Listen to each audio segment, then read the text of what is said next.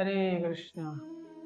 समाज में कुछ लोगों को अगर प्रचार करने जाइए तो वहाँ पे प्रश्न होता है कि हमारा स्वभाव अच्छा नहीं है, या हमारा स्वभाव, हम बिजनेसमैन है या कुछ और है, हमें समय नहीं मिल पाता, तो हम भक्ति कैसे करें? हम भक्ति कैसे कर सकते हैं? हम भक्ति नहीं कर सकते, है ना, क्योंकि कुछ गलत व्यवहार हैं, कुछ स्वभाव विपरीत है भक्ति के, तो भक्ति कैसे करें? भगवान अर्जुन को ये उपदेश देता है, भक्ति करने के लिए उपयुक्त स्थिति क्या है। तीसरे अध्याय के 33 नंबर श्लोक में भगवान बताते हैं, सदृशं चेष्टते स्वास्या प्रकृतेर ज्ञानम मानपि प्रकृतिम यान्ति भूतानि निग्रहं किम करिष्यति। हे अर्जुन, ज्ञानी पुरुष भी अपनी प्रकृति के अनुसार कार्य करता है, क्योंकि सभी प्राणी तीनों गुणों के प्राप्त अपनी प्रकृति का ही अनुसरण करते हैं। भला दमन से क्या लाभ हो सकता है? बहुत सुंदर। अब यहाँ पर बताया जा रहा है कि हम जो है प्रकृति के 3 गुण में फंसे हैं, रजोगुण, तमोगुण, सतोगुण। इन तीनों गुणों में हम फंसे हुए हैं और यहाँ से निकलना बहुत मुश्किल है, नामुमकिन है। क्या करना चाहिए? हम जिस भी स्थिति में हैं, अपने गुण को पहचान कर हम जिस भी स्थिति में हैं, उसी स्थिति में भगवान की सेवा करनी चाहिए। ये बुद्धिमान व्यक्ति के लक्षण है। स्थाने स्थिता श्रुतिगता तनु वाक मनु।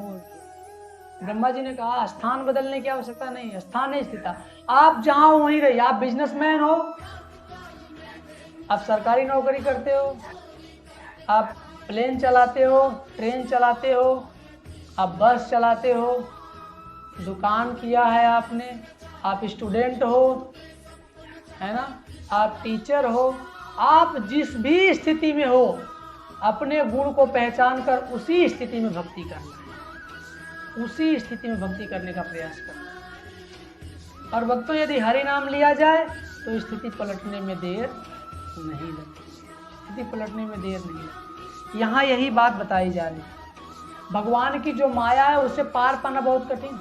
भगवान ने बताया, दैवी होसा गुणमयी मम माया दुरत्या माम एव प्रपद्यन्ते माया में ताम तरन।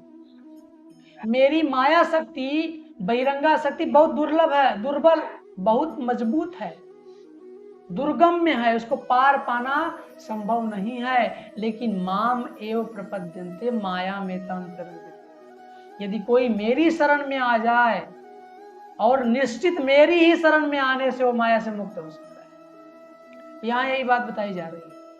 हमें तथाकथित आध्यात्मवादी बनने की आवश्यकता नहीं है, ढोंग दिखावा करने की जरूरत नहीं है भक्तों। हम जिस स्थिति में हैं, भगवान प्रसन्न है, भगवान प्रसन्न है हमारे ऊपर। हम उसी स्थिति में रहकर भगवान की सेवा करें, बस। भगवान खुश हैं। भगवान को नहीं चाहिए आप सब कुछ त्याग दो, जंगल जाकर तपस्या करो, तब भगवान मिलेंगे। झूठा निग्रह करने का जरूरत नहीं है। आप जिस स्थिति में हो उसी स्थिति में रहकर भगवान का भजन करिए, भगवान आप पे प्रसन्न है।